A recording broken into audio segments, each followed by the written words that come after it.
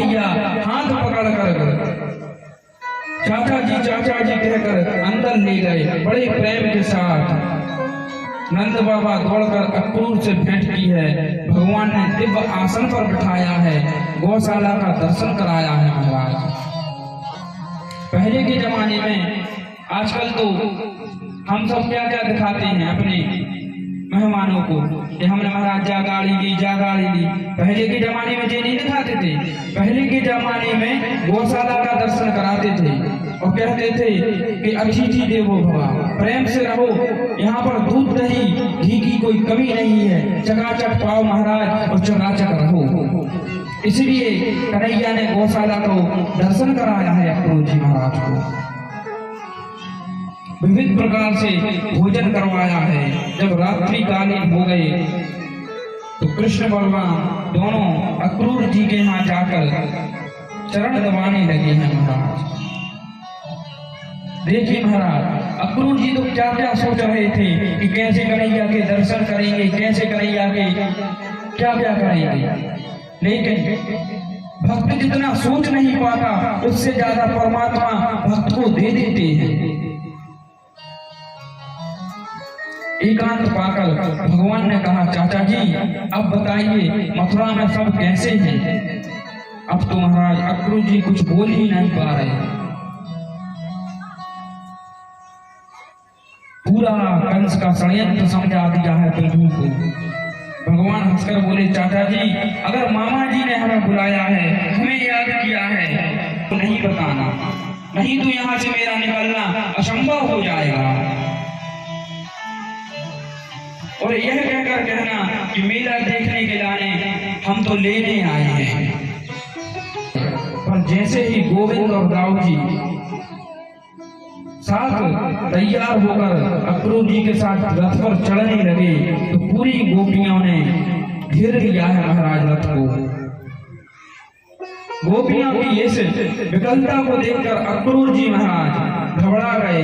रथ में बैठे भगवान को इशारा किया कि सरकार मुझे क्या करना है, आज्ञा दीजिए।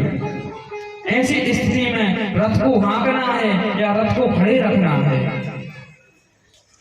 अब तो महाराज कन्हैया विविध भांति से गोपियों को समझाने लगे कि सुनो गोपियों, आज हम मथुरा जाएंगे, कल मथुरा का मेला घूमेंगे और परसों वापस आ जाएंगे। अब तो सब गोपियों को एक आस जग गई कि मैं परसों आ जाऊंगा। और सब गोपियां आपस में चर्चा करती हैं कि सुनो गोपियों, हमारे प्यारे मथुरा जाएंगे, मेला घूमेंगे, उनको वहां पर कितनी खुशी प्राप्त होगी, उनको वहां पर कितना आनंद आएगा।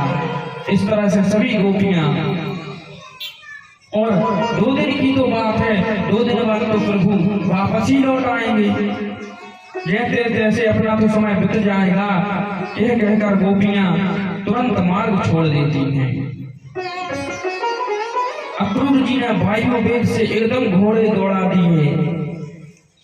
रथ इतने वेग से दौड़ा कि भयंकर धूल उठ पड़ी। तब तक तो वह धूल आकाश को छूती, तब तक तो वह रथ इतने दूर निकल गया।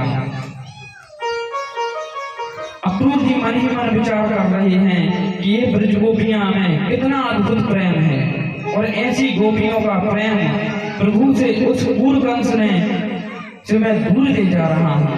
कंस तो बड़ा ही निर्दयी है, बड़ा दुष्ट है, कदाचित ही इनका अहित होगा, तो ये गोपियां हमें क्षमा नहीं करेंगी। अक्रूर जी तो सोच सोच कर परेशान हैं। और जैसे ही महाराज अक्रूर जी ने यमुना जी को देखा, तुरंत रथ रोक लिया। कहते हैं कन्हैया, नेक हम यमुना जी में डुबकी लगाना है, उसके बाद हम मथुरा चलेंगे। और जैसे ही चाचा अक्रूर यमुना जी में डुबकी लगाते हैं और डुबकी लगाते ही देखते हैं कि कृष्ण बलराम भी हमारे साथ उनको नजर आए, तुरंत उछल पड़े कि हे ये कैसे हो गया, हम तो कृष्ण बलराम को रथ पर छोड़कर आए थे। पुनः ऊपर रथ की ओर देखा तो देखते हैं कि कृष्ण बलराम वहीं पर बैठे हैं। पुनः डुबकी लगाई तो कन्हैया जी ने चतुर्भुज रूप में विराट दर्शन दिए हैं अक्रूर जी महाराज को। अक्रूर जी महाराज तुरंत समझ गए, ओहो ये तो साक्षात नारायण भगवान के अवतार हैं। अक्रूर जी महाराज की सब शंकाएं दूर हो गई महाराज, सब शंकाएं दूर हो गई और जाकर पुनः अक्रूर जी महाराज समझ गए, जिन्हें मैं नन्हा सा नंदलाल समझ रहा था कि वो और कोई नहीं है, वो साक्षात नारायण भगवान ही है। बड़ी सुंदर स्तुति कर लौट कर आए, रथ पर बैठे तो प्रभु की आंखें, प्रभु को आंखें फाड़ फाड़ कर देख रहे हैं कि ये वही है जो अभी हमें चतुर्भुज रूप में प्रकट हुआ था। तब भगवान बोले, चाचा जी ऐसे क्यों देख रहे हो, कोई अद्भुत दृश्य देख लिया क्या? आज तो आंखें फटी की फटी रह गई अक्रूर जी महाराज की। अक्रूर जी महाराज तो चरणों में गिर पड़े कि प्रभु आपकी लीला को तो कोई नहीं समझ सकता। और कहते हैं, प्रभु सबसे पहले आप हमारे घर चलना। कन्हैया कहते हैं, चाचा आपका घर तो मेरा ही घर है, हम फिर कभी आएंगे, अभी तो आप जो मनोरथ के लिए आए हैं वह पूरा कीजिए। प्रभु ने आने का वचन दे दिया, बातों ही बातों में अब रथ मथुरापुरी में प्रवेश कर गया है महाराज। दिन अभी एक पहर बाकी है और मथुरा पहुंच गए। जैसे ही मथुरा रथ पर से उतरे हैं, तुरंत कन्हैया बाबा जी के पास दौड़ कर गए हैं और कहते हैं, बाबा बाबा अभी तो एक पहर बाकी है, क्यों ना हम लोग मथुरा घूम आए, मथुरा का मेला देख आए। तुरंत बाबा ने डांटा है कन्हैया को, अरे कन्हैया ये तुम्हारा वृंदावन ना है तो जहां चाहे मुंह उठा के चल दियो। तब बलराम जी ने समझाया है कि बाबा लाला को बहुत ही मन है मेला देखने को। तब बाबा समझ गए और कहने लगे, लाला उससे झगड़ा ना करियो, सीधे जाइयो और सीधा मेला देख के वापस आ जाइयो, क्योंकि बाबा को पता है कि हमारे लाला कैसा है। तब बलराम जी ने भरोसा दिलाया है कि बाबा कोई से झगड़ा ना करेगो, अभी हाल हमने मेला देखकर वापस आते हैं। बाबा कहते हैं, और ज्यादा देर रात मत करियो। तब बलराम जी कहते हैं, बाबा हम जल्दी ही आ जाएंगे। अब तो महाराज हाथ पकड़कर दाऊ जी लाला को मेला दिखाने के लिए ले जा रहे हैं। श्री रामा आदि ग्वालवाल सब हैं, ग्वाल मंडली के साथ गोविंद मथुरा में प्रवेश कर रहे हैं। देखिए महाराज, मिथिलापुरी और मथुरापुरी की एक सी लीलाएं हैं। वहां पर राम जी लक्ष्मण जी को वाटिका घुमाने के लिए ले जाते हैं और यहाँ पर बलराम जी कन्हैया को मेला घुमाने के लिए ले जाते हैं, क्योंकि दाऊ भैया यहाँ पर बड़े हैं और रामचरितमानस में दाऊ भैया छोटे हैं, तो राम जी ले जाते हैं। जैसे ही मथुरा में प्रवेश किया, पूरी मथुरापुरी में हल्ला मच गया महाराज। पूतना को मारने वालों आ गो, गोवर्धन पर्वत उठाने वालों आ गो। जो जहां सब सुनता है वहीं भागते हुए कन्हैया के दर्शन के लिए दौड़ रहा है महाराज। ब्रजवासी देख देख कर कहते हैं, लाला तेरी तो बड़ी जय जयकार हो रही है, और लाला के सब मित्र हैं श्री रामा आदि और हंसी मजाक भी कर रहे हैं। तेरी तो बड़ी जय जयकार है रही है, तेरी का कोई रिश्तेदारी लगे यहाँ? तब कन्हैया कहते हैं, अरे हाँ भैया श्री रामा, जो यहाँ के राजा कंस है ना, वो हमारे मामा लागे, इसलिए कहते हैं। ब्रजवासी बोले, ओहो ये बात है, तभी मैं सोचूं इतना जयकारा काय हो रहा है तुम आओ। तब सब ब्रजवासी कहते हैं, अरे मैं पहले बता देते तो हम बढ़िया सी बगलबंदी पहन के आते, पैसे हमें ले ले तो फिर मन मोजियों सो। तब कन्हैया कहते हैं लोगों ने हम व्यवस्था करते हैं। अरे मामा के यहाँ कोई कमी है का?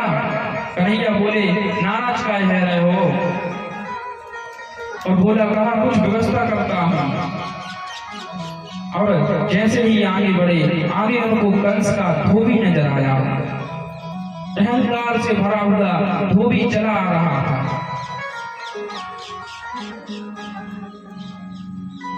देखिए महाराज, अधिकारी से ज्यादा चपरासी को अहंकार रहता है कि हम कलेक्टर साहब के चपरासी हैं।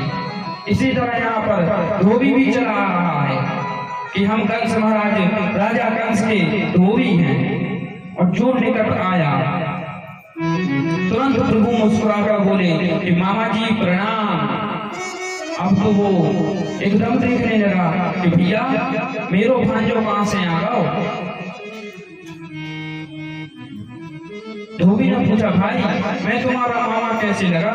भगवान हंसकर बोले अरे महाराज, आपकी जो महाराज है ना कंस, वो हमारे मामा लगे। इसी नाते मामा के गांव में जो है वो सब मामा, तो इसलिए आप भी मामा हैं। तब तो धोबी क्रोध में लाल हो गया, कहने लगा ओहो कृष्ण बलराम तुम हो? हमें पता है कि महाराज ने तुम्हें यहाँ क्यों बुलाया है। हमारे रास्ते से हट जाओ, न तो कंस तो महाराज तो बाद में मारेंगे, पहले मैं ही तुम्हारा गोविंदाय नमो नमः कर दूंगा। अब तो कन्हैया जी ने कहा मामा को शांति ना है रहे। तुरंत एक थप्पड़ मारा, उसमें ही धोबी का गोविंदाय नमो नमः हो गया। और सभी अपने मित्रों से बोले अरे ब्रजवासियों छांट लो अपने अपने हिसाब के कपड़े। अब तो ब्रजवासी जय जयकार बोलने लगे। कन्हैया बोले अपने अपने ब्रजवासियों ने कपड़े छांट लिए हैं महाराज। और जब यह ब्रजवासी कपड़े पहनकर मथुरापुरी में जा रहे हैं तो पूरा रोड ही साफ है। अब कहाँ महाराजा के कपड़ा और कहाँ नेक नेक से ब्रजवासी। अब श्री रामा कहते हैं अरे कन्हैया कपड़े तो बहुत बढ़िया हैं, लेकिन इनको पहनकर तो ऐसा लग रहा है कि यहाँ पे अब झाड़ू लगाने की जरूरत नहीं पड़ेगी। तो कन्हैया बोले अगर ज्यादा बड़े कह रहे हैं तो कना ऊपर टांग ले। और जैसे उन्होंने ऊपर टांगे तो ऐसे लगने लगा जैसे हैंगर में कपड़े टांग दिए हो महाराज। ब्रजवासी कहते हैं सभी ग्वाल कि कन्हैया कुछ व्यवस्था करो, इनमें तो आनंद ना आ रहा हो। और जैसे ही आगे बढ़े कि वहां पर जैसे ही आगे बढ़े वहां